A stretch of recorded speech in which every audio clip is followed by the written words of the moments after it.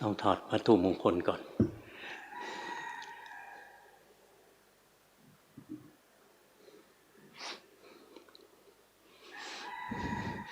วันนี้ที่วัดอากาศเย็นอุณหภูมิมัน17มันก็ไม่ได้เย็นมากแต่ว่าลมมันแรงเลยร่างกายมันสูญเสียความร้อนเยอะ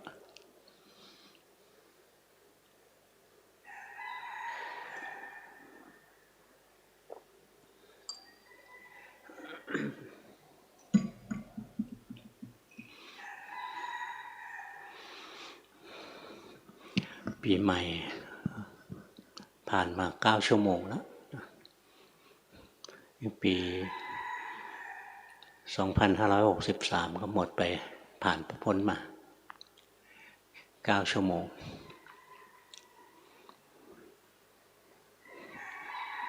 กลายเป็นอดีตนะไปอย่างรวดเร็วปีที่แล้วมันก็จริงจังนะเวลาเราอยู่ในสภาวะที่มันเป็นปัจจุบันนะมันก็ดูมีจริงจังขึ้นมาพอมันผ่านมาไม่กี่ชั่วโมงก็เหมือนฝันไปแล้วปีกลายนี้เหมือนความฝันเท่านั้นผ่านไปหมดแล้วเรียกร้องเอาคืนก็ไม่ได้มันไม่เฉพาะ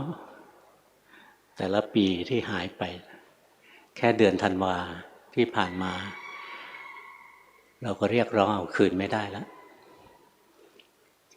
แค่เมื่อวาน31 ธันวา63เราก็เอาคืนไม่ได้แล้วเวลาล่วงไปอย่างรวดเร็วตอนที่เราอยู่ในสถานการณ์ตอนนั้นเราก็ดูมันจริงจังมากเลยแต่พอเหตุการณ์มันผ่านไปมันก็เหมือนฝันไปเท่านั้นเองปีนี้ต่อไปมันก็จะเป็นแบบเดียวกับปีก่อนมันหมดไปสิ้นไปเรื่อยๆมันคล้ายๆความฝันดูเหมือนจริงจังแต่พอตื่นขึ้นมาหลุดออกจากโลกของความฝันพ้นจากระยะเวลาที่ฝันมันก็ไม่มีอะไรเหลือแล้วว่างเปล่า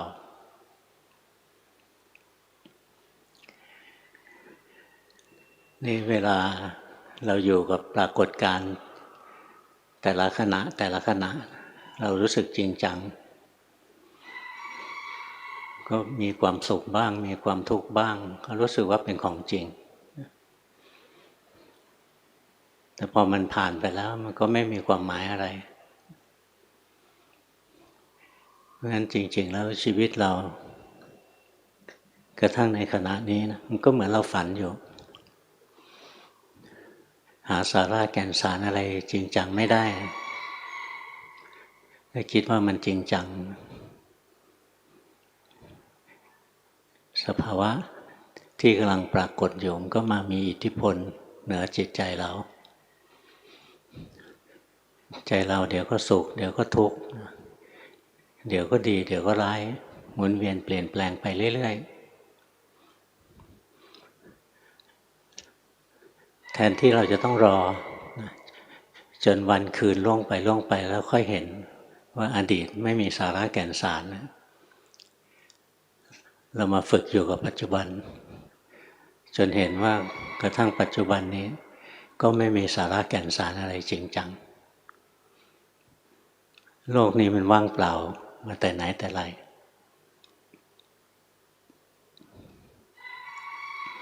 เราไปหลงกับมันนะเราก็รู้สึกว่ามันมีจริงไปวุ่นวายกับมันเริ่มตั้งแต่คิดว่าตัวเรามีอยู่จริงๆพอตัวเรามีอยู่สิ่งที่แวดล้อมตัวเราก็มีอยู่โลกทั้งโลกก็เลยมีอยู่นะกลายเป็นของมีจริงไปหมดแต่ถ้าเรามองลงมาในตัวเราเองเนี่ยเห็นขันธ์ห้ามันว่างเปล่าไม่มีตัวมีตนอะไรที่แท้จริง สิ่งที่แวดล้อมกายนี้ใจนี้อยู่ก็หาสาระแก่นสารอะไรไม่ได้โลกทั้งโลกก็ไม่เห็นมีความหมายอะไรเท่าไหร่มันก็เป็นแค่ปรากฏการณ์ที่เคลื่อนไปเรื่อยๆมีความเคลื่อนไปความเคลื่อนไปก็ทำให้เกิดเวลาขึ้นมาเราก็ภาวนานะอยู่กับปัจจุบันเรียนรู้ความจริงในปัจจุบันนี้บ่อยๆก็จะได้เห็นความจริงสิ่งที่เรียกว่าตัวเรานั้นมันมีอยู่จริงหรือไม่จริง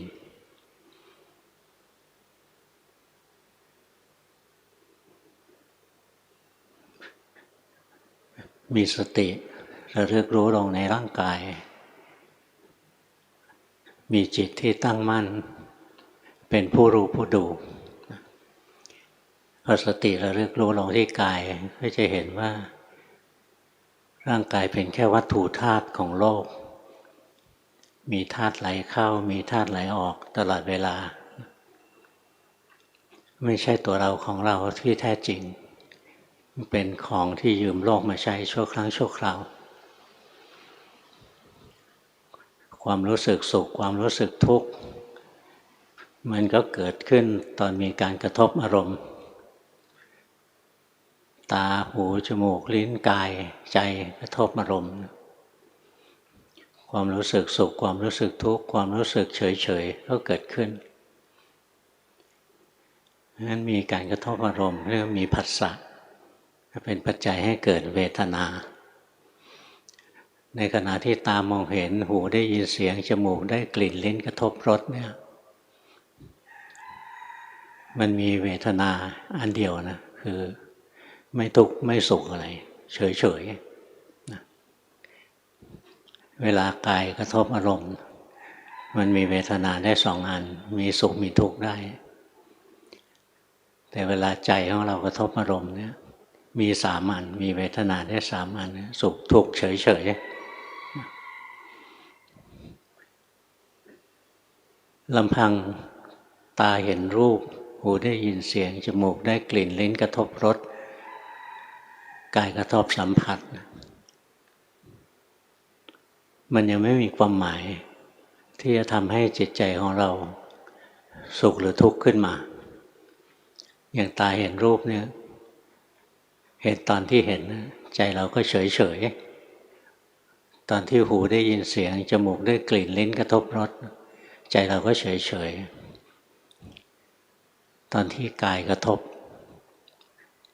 สิ่งที่มากระทบร่างกายอย่างความเย็นความร้อนอะไรพวกนี้มากระทบร่างกาย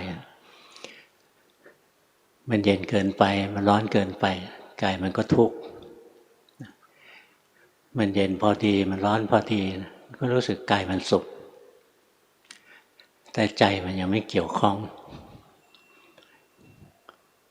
ใจมันเข้าไปแทรกแซงนะเกิดสุขเกิดทุกข์เกิดดีเกิดชั่วเกิดตามหลังการกระทบอารมณ์ทางตาหูจมูกลิ้นกายใจพอกระทบแล้วเกิดเวทนาทางตาหูจมูกลิ้นกายแล้วมันส่งสัญญาณเข้ามาที่ใจมันมาคิดพิจารณาว่าสิ่งที่มากระทบเนี่ยมันคืออะไรอาศัยสัญญามาแปลความหมายของสิ่งที่มันกระทบอย่างตาเรามองเห็นขณะที่ตาเห็นจริงๆนะใจเฉย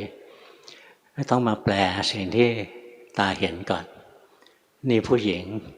สวยตรงสเปคอะไรใจเราก็จะเกิดชอบเกิดราคะขึ้นมาหรือหูได้ยินเสียงไม่เพราะเสียงด่าเสียงหยาบคายอะไรตอนที่หูได้ยินเสียงใจยังเฉยๆอยู่ยังไม่ได้แปลความหมายแต่พอได้ยินเสียงแล้วมันจะมีการส่งสัญญาณเข้ามาที่ใจมาแปลความหมายของเสียงอันนั้นแล้วก็จะเกิดความรู้สึกสุขความรู้สึกทุกข์หรือความรู้สึกเฉยๆขึ้นงั้นความรู้สึกของใจเนี่ยมันเกิดตามหลังกระบวนการ ที่สัญญาความจำได้หมายรู้เข้าไปแปลความหมายแล้วสังขารมันปรุงต่อวันนี้ปรุงเป็นกุศลเป็นอกุศลอะไรขึ้นมากระบวนการเหล่านี้ฟังแล้วยุ่งยากแต่จริงๆแล้วมันเป็นสิ่งที่เรามีอยู่เป็นอยู่เพราะฉะนั้นการเรียนธรรมะนี่ก็แค่เห็นสิ่งที่กำลังมีกำลังเป็นนั่นแหละไม่ใช่เรื่องลึกลับอะไรไม่ใช่เรื่องยากอะไรจิตใจเรามันก็มี process ในการทำงานอย่างนี้อยู่แล้วเราก็แค่มีสติตามรู้ตามเห็นตามรู้ตามเห็นไปเรื่อยๆนั่นแหละอย่างเรารู้สึกชีวิตเรามีอยู่จริงจังโลกนี้จริงจังทุกสิ่งทุกอย่างจริงจังไปหมดนะมันเกิดจากสัญญาและสังขารเท่านั้นเองมันเกิดจากสัญญาและสังขารมันปรุงก็เลยรู้สึกจริงจังขึ้นมาถ้าเรารู้ทันสัญญามันทำงานมันแปลความหมายของข้อมูลที่ผ่านเข้ามาทางตาหูจมูกลิ้นกายหรือใจมันคิดอะไรขึ้นมาสัญญาไปแปลความหมายแล้วมันถึงจะเกิดความรู้สึกชอบไม่ชอบราคะโทสะโมหะอะไรก็เกิดหลังจากการแปลความหมายของสัญญาณที่ผ่านเข้ามานะทางตาหูจมูกลิ้นกายหรือกระแสของความคิดที่ไหลขึ้นมาทางใจเมื่อวานก็มีเมื่อวานหรือ2-3 วันนะจำไม่ได้ละมีทีมงานของวัดคนหนึ่งเป็นแม่ครัวเหล่านี้แหละมาเล่าให้หลวงพ่อฟังว่าเห็นกระแสอะไรบางอย่างมันผุดขึ้นจากกลางอกผุดขึ้นมาไหลพรืดขึ้นมาแล้วก็หายไปไม่รู้ว่ามันคืออะไรบอกนั่นแหละกระแสของความคิดมันทำงานแล้วแต่ทำไมไม่รู้ว่าคืออะไรสัญญายังไม่ได้เข้าไปแปลพอมีกระแสไหลออกมาจากจิตจิตมันตรึกจิตมันคิดขึ้นมานะสัญญาเข้าไปแปลก็จะเป็นเรื่องราวขึ้นมาพอมีเรื่องราวขึ้นมาแล้วคราวนี้แหละก็จะเกิดกุศลอกุศลขึ้นมาสังขารมันทำงานแล้วเกิดเป็นกุศลเป็นอกุศลขึ้นมานี่คือกระบวนการที่จิตมันทำงานนะพวกเราภาวนาเรื่อยๆเดี๋ยวเราก็เห็นเราอาจจะเรียกชื่อไม่เป็นเรียกชื่อไม่ถูกนะว่าอันนี้เรียกว่าจักขุวิญญาณจิตนี่โสตวิญญาณจิตอะไรเรียกไม่ถูกนี่ปัญจทวารวัชนะมโนทวารวัชนะโวทัพพนะอะไรเงี้ยสันติรณะสามปฏิอะไรลืมชื่อไปแล้วตรงที่มันพิจารณาตอนมันส่งสัญญาณมานะแล้วตรงสันติรณะเนี่ยมันแปลความหมายมันทำงานของมันแล้วจิตถึงจะเข้าไปเสวยอารมณ์ทีหลังเฝ้ารู้เฝ้าดูของจริงแล้วเราจะรู้เลยว่าความสุขความทุกข์หรือสิ่งที่เราชอบสิ่งที่เราไม่ชอบเนี่ยจริงๆมันแค่กระบวนการที่จิตมันทำงานขึ้นมาเป็นคราวๆแล้วก็ดับสูญไปงั้นมันไม่มีตัวเราของเราอะไรมาตั้งแต่แรกตัวเราของเรามันก็อาศัยสัญญาอาศัยสังขารนี่แหละสร้างขึ้นมานี่ถ้าสติปัญญาของเรามากพอเราเห็นตามองเห็นรูปมันเกิดการแปลความหมายสติเรารู้ทันนะมันจะไม่เกิดความยินดียินร้ายอะไรขึ้นมาหรอก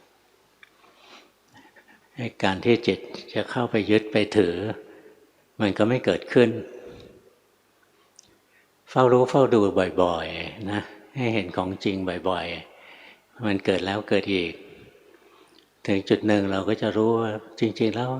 จิตมันทำงานของมันเองมันเหมือนเรากำลังฝันอยู่ทั้งที่ลืมตานี่แหละเราไปเข้าไปควบคุมไปบังคับไปแทรกแซงอะไรไม่ได้เลยนะมันทำงานของมันขึ้นมาเอง สิ่งที่เราทำได้ก็คือการรู้อย่างที่มันเป็นถ้าเราไม่ได้รู้อย่างที่มันเป็นเราก็หลงก็แค่นั้นเองถ้าหลงแล้วคราวนี้มันก็จะมีเรามีเขาอะไรขึ้นมาทั้งที่จริงๆแล้วตัวเรามันไม่มีหรอกขันธ์ห้ามันว่างเปล่าเฝ้ารู้เฝ้าดูลงไปนะจะเห็นแต่ความว่างเปล่าว่างเปล่าไม่ได้แปลว่าไม่มีอะไรมันมีเมื่อมันมีเหตุมันดับไปเมื่อมันเหตุมันดับมันเป็นของที่บังคับตามใจอยากไม่ได้เนี่ยมันว่างแบบนี้ไม่ใช่ว่างแบบไม่มีอะไรเลยงั้นบางทีเราได้ยินคำว่าจิตว่างจิตว่างจิตว่างจากกิเลสตัณหาว่างจากความเป็นตัวเป็นตนเพราะสติสมาธิปัญญาของเราดีเราเห็นแล้วทุกอย่างมันเหมือนความฝันขันธ์ห้าเหมือนความฝันเหมือนภาพลวงตาทำงานไปขึ้นมานะทำงานขึ้นมาแล้วก็สลายไปถ้าเราเห็นเราก็จะรู้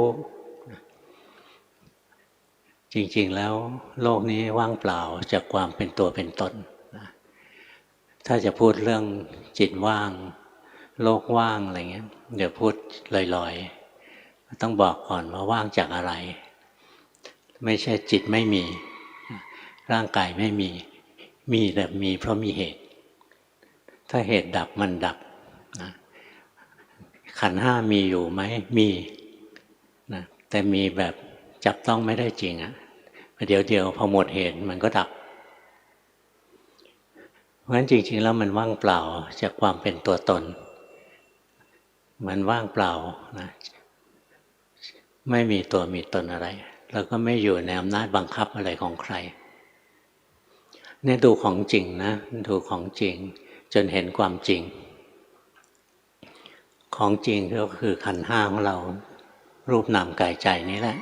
เรียกว่าของจริงมีจริงๆไม่ใช่ไม่มีแต่มันมีแบบลวง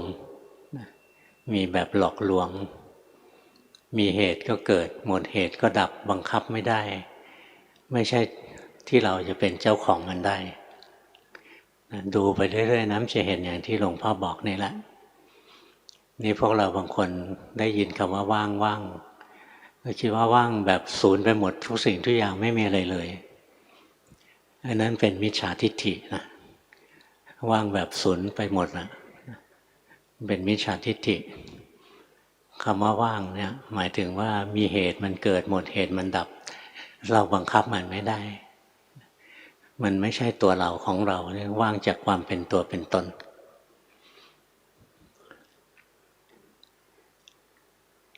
ถึงปีใหม่เราก็มาเรียนธรรมะนะมาดูของจริงในตัวเองกี่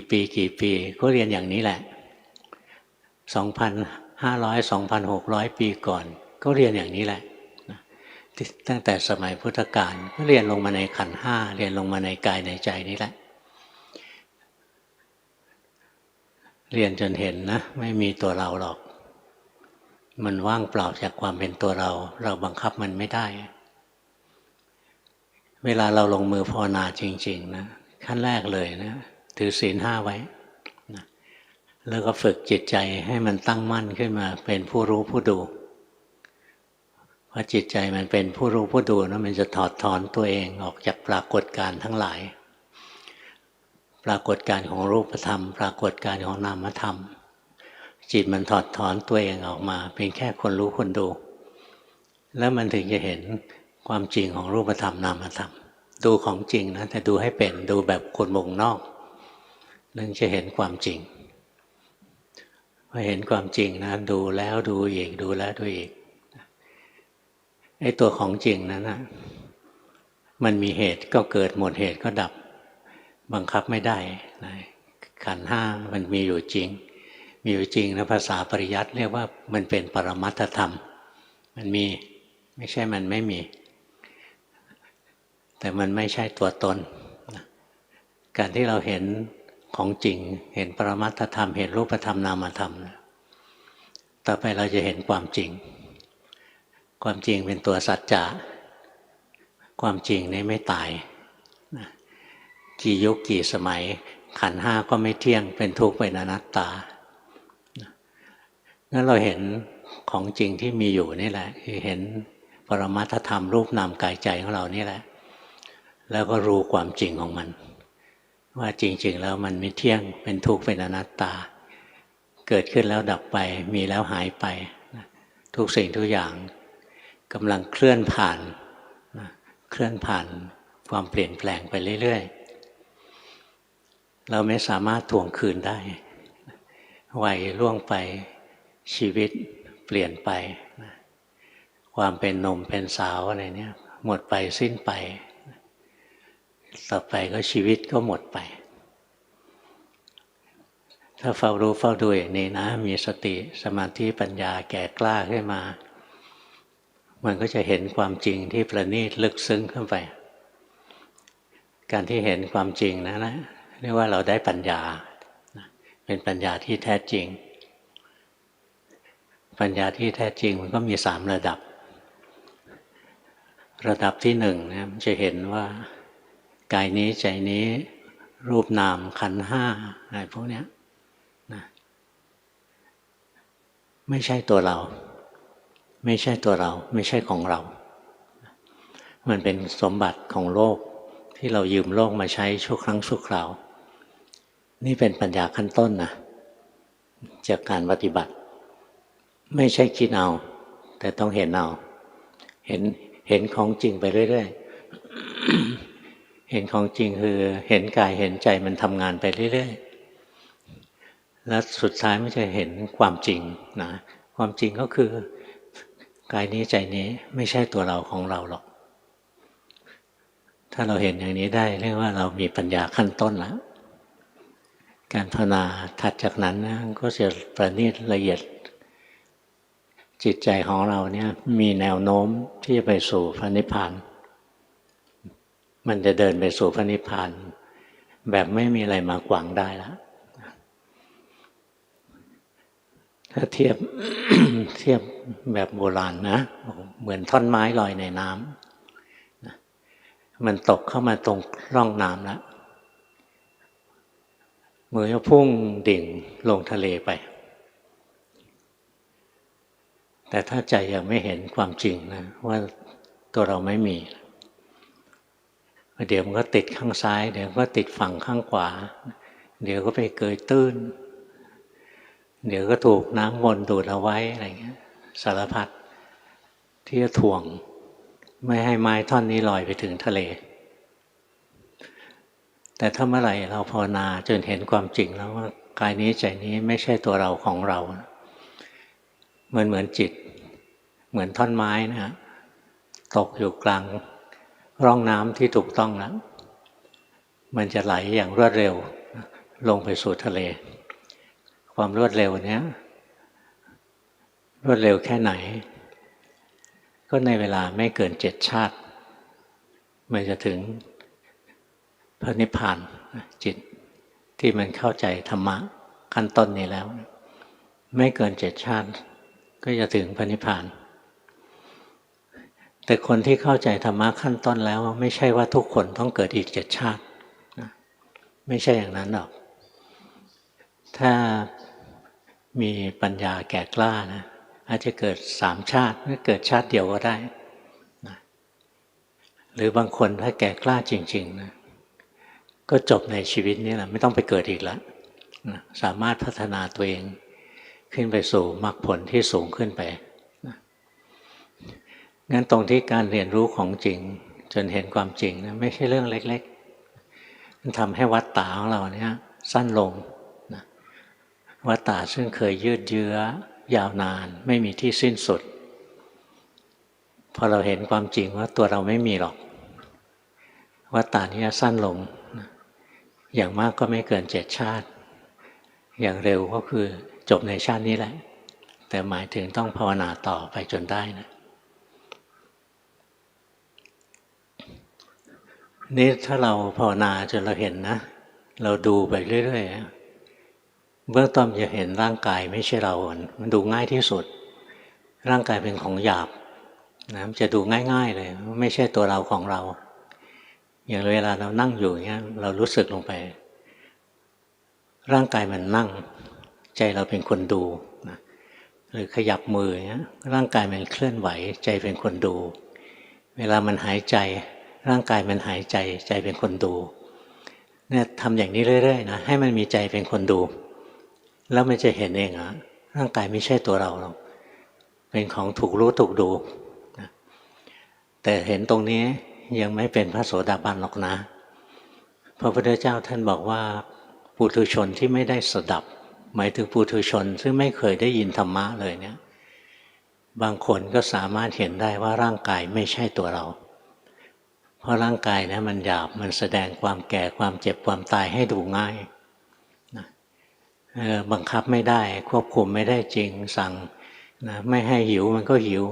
ไม่ให้ปวดปวดฉี่มันก็ปวดปวดฉี่อะไรเนี่ยมันเห็นนั่งอยู่นานๆก็เมื่อยสั่งว่าอย่าเมื่อยมันก็ไม่เชื่อ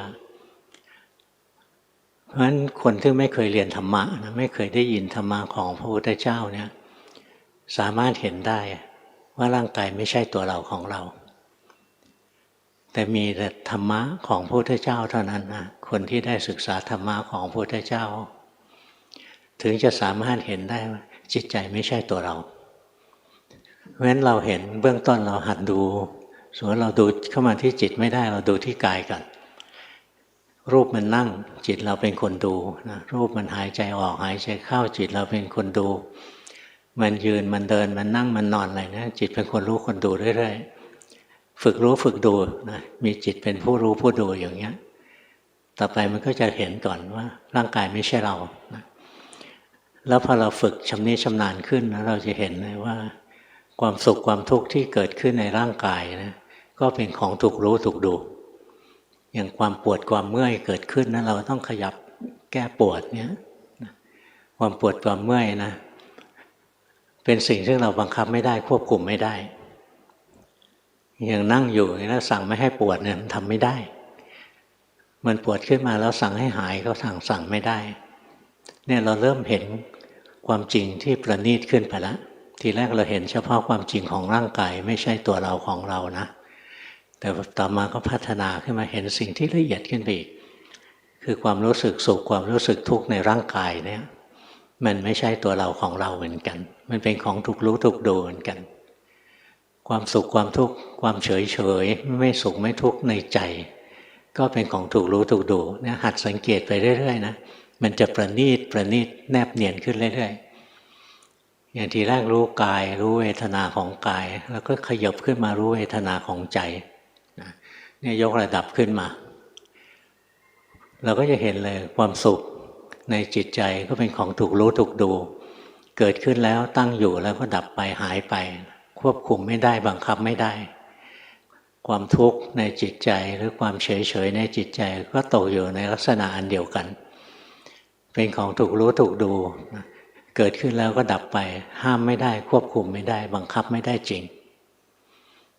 เนี่ยเฝ้ารู้เฝ้าดูเรื่อยๆนะมันก็จะค่อยๆประณีตขึ้นนี่พอเราดูต่อไปอีกนะบางทีเราก็เห็นเวลามีความสุขเกิดขึ้นในใจนะมันมีราคะแทรกเข้ามานี่เราเริ่มขึ้นจิตตานุปัสสนาแล้วนะทีแรกเราดูกายแล้วขยับขึ้นมาดูเวทนาแล้วขยับขึ้นมาดูจิตดูจิตตานุปัสสนาเราก็เห็นนะมีสุขเวทนาเกิดขึ้นนะใจมันมีความสุขเกิดขึ้นเงี้ยราคะความยินดีพอใจมันจะแทรกเข้ามานะเวลามันมีความทุกข์เกิดขึ้นความไม่พอใจคือโทสะมันก็จะแทรกเข้ามางั้นถ้าเราภาวนานะเราเห็นว่าจิตมันมีราคะขึ้นมาแล้วหรือจิตมันมีโทสะขึ้นมาแล้วเฝ้ารู้เฝ้าดูมันลงไปนะหรือบางทีอารมณ์นั้นไม่ชัดเจนนะใจไม่สุขไม่ทุกข์อะไรนะใจมันไม่สุขไม่ทุกข์นะบางทีก็เผลอๆแล้วรู้สึกไม่มีความหมายอะไรอารมณ์อันนี้อารมณ์ไหนมีความทุกข์เราก็สนใจอารมณ์ไหนมีความสุขเราก็สนใจอารมณ์ไม่สุขไม่ทุกข์เราไม่ค่อยสนใจเพราะฉะนั้นเราจะเผลอเพลินเราจะทิ้งอารมณ์นั้นไปหลงไปแสวงหาอารมณ์อื่นๆไปนั่นคือตัวโมหะดูสภาวะไม่ออกแล้วก็ฟุ้งซ่านเที่ยวแสวงหาอารมณ์ไปเรื่อย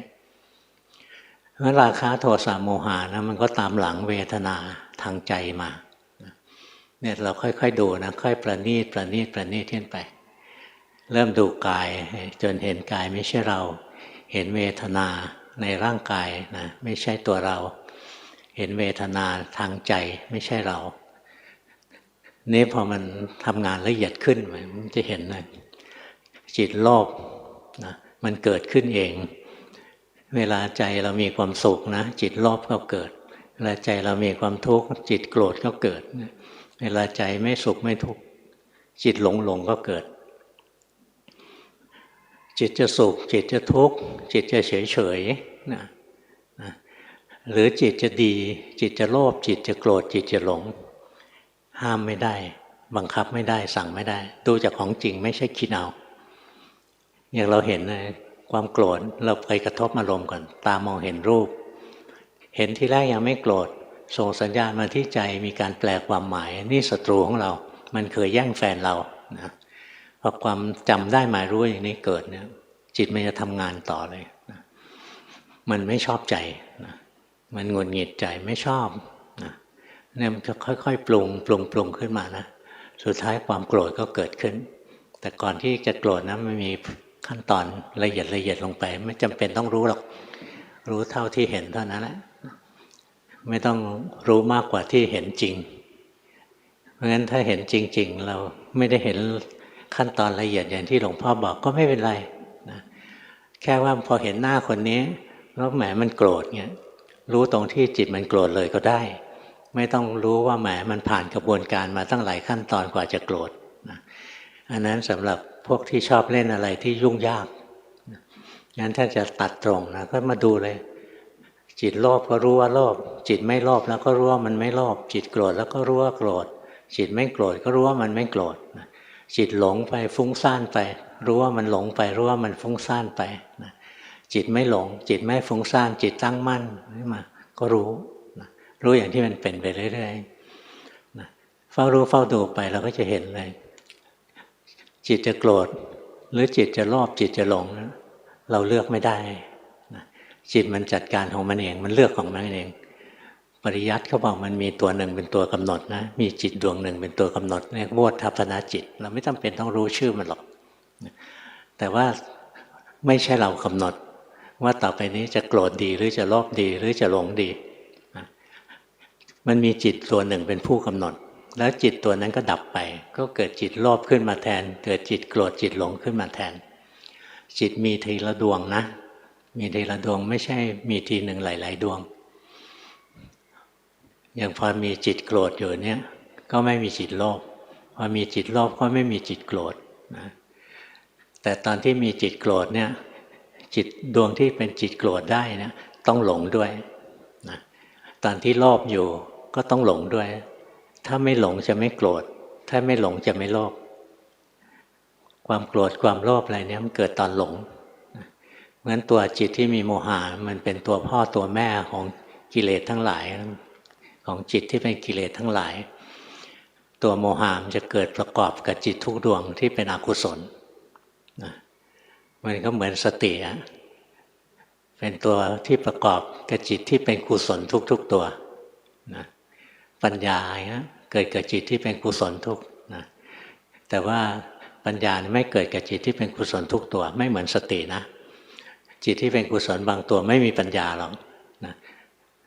ดีเฉยๆรู้อยู่นะแต่รู้อยู่เฉยๆรู้ไม่มีปัญญานะสติเกิดเมื่อไหร่นะเป็นกุศลแน่นอนถ้าปัญญาเกิดก็เป็นกุศลแน่นอนแต่ตอนที่จิตเป็นกุศลเนี่ยอาจจะมีปัญญาหรือไม่มีปัญญาก็ยังได้ไม่เหมือนกันหรอกแต่ถ้าหลงเกิดขึ้นนะยังไงก็เป็นอกุศลแน่นอนเนี่ยสิ่งเหล่านี้เราไม่ต้องท่องจำนะเราเรียนรู้จากของจริงที่เราเห็นซ้ำแล้วซ้ำอีกจนกระทั่งมันสรุปออกมาได้เองเฝ้ารู้เฝ้าดูลงไปเรื่อยๆน่าจะเข้าใจขึ้นมาจิตจะเป็นกุศลหรือจิตจะเป็นอกุศลเราสั่งไม่ได้เมื่อเป็นกุศลแล้วเรารักษาไว้ก็ไม่ได้จิตจะเป็นอกุศลเราก็ห้ามไม่ได้เมื่อเป็นอกุศลแล้วเราไล่มันก็ไม่ได้ทุกอย่างมาจากเหตุมีเหตุก็เกิดหมดเหตุก็ดับบังคับไม่ได้ เนี่ยเฝ้ารู้เฝ้าดูลงไปนะจนมันถึงจิตถึงใจเลยเห็นไหมจิตที่เป็นกุศลหรือจิตที่เป็นอกุศลหรือจิตทุกๆชนิดนะมันไม่ใช่ตัวเราของเรานะเนี่ยเรียนเข้ามาถึงตัวนี้เลยนะจนมันมาถึงกระทั่งตัวจิตเองก็ไม่ใช่ตัวเราของเรานะบางคนต้องดูละเอียดกว่านี้อีกดูแค่จิตโลภจิตโกรธจิตหลงนะจิตไม่โลภไม่โกรธไม่หลงดูแค่นี้มันยังไม่ตัดสินความรู้ว่าจิตไม่ใช่เราดูละเอียดเข้าไปอีกละเอียดเข้าไปก็ดูไปถึงอายตนะนะเราจะเห็นในจิตที่วิ่งไปเกิดที่ตาก็ดวงหนึ่งจิตที่เกิดที่หูก็ดวงหนึ่งจิตที่เกิดที่จมูกที่ลิ้นที่กายที่ใจเป็นคนละดวงคนละดวงกันนะเพราะฉะนั้นจิตแต่ละดวงนี้เกิดดับสลับกันไปเรื่อยๆเราห้ามไม่ได้ควบคุมไม่ได้บางคนต้องเห็นมาละเอียดถึงขนาดนี้นะถึงจะยอมบางคนจิตมันยอมรับง่ายมันเห็นแค่จิตโลภไม่ใช่เราจิตโกรธไม่ใช่เราจิตหลงไม่ใช่เราจิตทั้งหมดไม่ใช่เราละบางคนต้องดูละเอียดลงไปอีกดูลงไปถึงอายตนะนะตาหูจมูกลิ้นกายใจนะไม่ใช่ตัวเราของเรารูปเสียงกลิ่นรสโผฏฐัพพะธรรมารมณ์ไม่ใช่ตัวเราของเรานะความรับรู้คือจิตที่เกิดทางตาหูจมูกลิ้นกายใจไม่ใช่ตัวเราของเราเนี่ยเห็นละเอียดลงไปเนี่ยอันนี้เรียกว่าเห็นเข้าไปถึงสิ่งที่เรียกว่าธาตุ18ธาตุอันนี้ขึ้นมาสู่ธรรมานุปัสสนาแล้วนะส่วนใหญ่มาไม่ตรงนี้หรอกมาไม่ถึงขนาดนี้หรอกตื้นๆก็ผ่านง่ายๆแล้วยกเว้นพวกซึ่งสะสมชอบปัญญามากๆถึงจะเห็นละเอียดขึ้นถึงธรรมานุปัสสนาแต่ถ้าคนทั่วๆไปบางคนดูกายไปเรื่อยๆนะเห็นกายไม่ใช่เรานะใจยอมรับความจริงโลกนี้ไม่มีเราละบางคนเห็นกายไม่พอต้องเห็นเวทนาทางกายด้วยถึงจะยอมรับความจริงว่าโลกนี้ไม่มีตัวเราเราไม่มีบางคนก็เห็นถึงเวทนาทางใจถึงจะยอมรับบางคนก็เห็นสังขารนะที่จิตที่ใจของเราเนี่ยเดี๋ยวจิตมันก็ดีเดี๋ยวจิตมันก็ไม่ดีเกิดดับสลับไปบางคนเห็นตรงนี้ก็ยอมรับบางคนต้องเห็นไปถึงขันธ์ธาตุอายตนะอะไรพวกนี้นะพวกนี้พวกปัญญาแก่กล้าจริงๆแต่ไม่ว่าเราจะเดินระดับไหนนะแค่เห็นกายไม่ใช่เราอะไรเงี้ยฝึกไปเรื่อยๆสุดท้ายก็เข้าสู่ธรรมานุปัสสนาสติปัฏฐานทุกคนนะจะขึ้นมาสู่ธรรมานุปัสสนาในขั้นสุดท้ายคือมันจะเห็นปฏิจจสมุปบาทเห็นทุกคนแหละนะแต่จะเห็นแล้วแตกฉานกว้างขวางแค่ไหนนะไม่เท่ากันองค์ที่เห็นอริยสัจแตกฉานกว้างขวางที่สุดเลยนะในบรรดาสาวกก็คือพระสารีบุตรนะพระที่มีปัญญาแก่กล้าเนี่ยมีหลายองค์แต่องค์ที่รู้อริยสัจช่ำชองรู้ปฏิจจสมุปบาทช่ำชองที่สุดนะคือพระสารีบุตรถึงเป็นเลิศนะเป็นอัครสาวกในด้านมีปัญญามากองค์อื่นท่านก็มีปัญญาอย่างพระอานนท์ท่านก็มีปัญญาของท่านนะพระมหากัจจานะอย่างเงี้ยท่านก็มีปัญญาของท่านพระมหาปันธกะอย่างเงี้ยก็มีปัญญาของท่านนะแต่ปัญญาที่จะรู้แจ้งแทงตลอดอริยสัจเนี่ยสูงสุดเลยนะแตกฉานที่สุดก็คือพระสารีบุตรนะรองจากพระพุทธเจ้าเท่านั้นนี่พวกเราไม่จำเป็นต้องรู้ถึงขนาดนี้เพราะเราเห็นไปเรื่อยๆนะเห็นกายเห็นเวทนาเห็นจิตที่เป็นกุศลอกุศลมันทำงานไปเรื่อยๆถึงจุดหนึ่งมันก็รู้อย่างนั้นนะว่าโลกนี้ว่างเปล่าจากความเป็นตัวตนตัวเราไม่มีนะมันว่างเปล่าจากความเป็นตัวตนร่างกายความสุขทุกข์เวทนานะความดีชั่วสังขารทั้งหลายจิตที่เป็นคนรู้คนดูนี่คือความจริงนะคือของจริงนะแล้วเราเรียนซ้ำแล้วซ้ำอีกเราก็เห็นความจริงสิ่งเหล่านี้ไม่มีตัวเราตรงนี้แหละเราจะได้ธรรมะขั้นต้นได้เป็นพระโสดาบันพอได้ตรงนี้แล้วเนี่ยมันก็เหมือนจิตตกเข้ากลางกระแสน้ำแล้วตรงร่องน้ำลึกแล้วน้ำไหลเชี่ยวไหลแรงตัดตรงไปสู่มหาสมุทรนั้นจิตที่มันได้ธรรมะในขั้นต้นแล้วเนี่ยมันจะตรงไปสู่พระนิพพานแต่บางคนมันก็ ตั้งความปรารถนาไว้นะบารมีเยอะแต่อยากเกิด7 ชาติก็มีนะอย่างนางวิสาขาเนี่ยเขาจะเกิด7 ชาตินะก็ตั้งใจไว้อย่างนั้นทำบุญมาเยอะสร้างบารมีมาเยอะเขาก็เลือกของเขานะบางคนก็ไม่ต้องการอยากพ้นทุกข์เร็วๆก็เร็วกว่านั้นจะเร็วหรือจะช้าจริงๆอยู่ที่ตัวปัญญามีปัญญาแก่กล้ามันก็จบเร็วปัญญาไม่แก่กล้ามีความเพียรแก่กล้าก็จบช้าหน่อยมีสมาธิแก่กล้านะก็จบเร็วขึ้นนิดหนึ่งนะแต่ละตัวมันก็แตกต่างกันค่อยๆฝึกไปแล้วต่อไปพอได้ปัญญาขั้นต้นก็ฝึกดูอย่างเดิมนั่นเองดูกายดูเวทนาดูจิตไปนะฝึกมากเข้าในที่สุดก็เห็นความจริงที่ละเอียดประณีตขึ้นร่างกายนี้ไม่ใช่ตัวเราของเรานี่เห็นมาแต่แรกแล้วต่อไปมันเห็นลึกซึ้งขึ้นนะร่างกายไม่ใช่ตัวเราของเราแล้วมันเป็นอะไรมันเป็นตัวทุกข์เนี่ยรู้ทุกขสัจได้ระดับกลางนะเห็นร่างกายเป็นตัวทุกข์แล้วพอเห็นร่างกายเป็นตัวทุกข์มันจะปล่อยวางกายนะการปฏิบัติที่เหลือเนี่ยมันจะมาแตกหักกันลงที่จิตนะภาวนาไปจนถึงขั้นที่เห็นตัวจิตนั่นแหละคือตัวทุกข์แล้วปล่อยวางจิตได้นี่เป็นปัญญาขั้นสูงนะปัญญาขั้นแรกเห็นว่าตัวเราไม่มีปัญญาขั้นกลางก็จะเห็นว่าร่างกายนี้คือตัวทุกข์นะปัญญาขั้นสูงก็จะเห็นว่าจิตนั่นแหละคือตัวทุกข์ถ้าจิตเป็นตัวทุกข์ไม่มีอะไรเป็นตัวสุขอีกละเพราะตัวจิตเป็นตัวที่รู้ทุกสิ่งทุกอย่างก็ตัวมันเองเป็นทุกข์ซะแล้วเนี่ยไม่มีอะไรเหลือให้เป็นสุขอีกต่อไปแล้วงั้นภาวนานะค่อยๆฝึกค่อยๆซ้อมของเราไปเรื่อยๆชีวิตจะได้ไม่ว่างเปล่าไม่ว่างเปล่าอย่างปีกลายที่ผ่านมาเนี่ย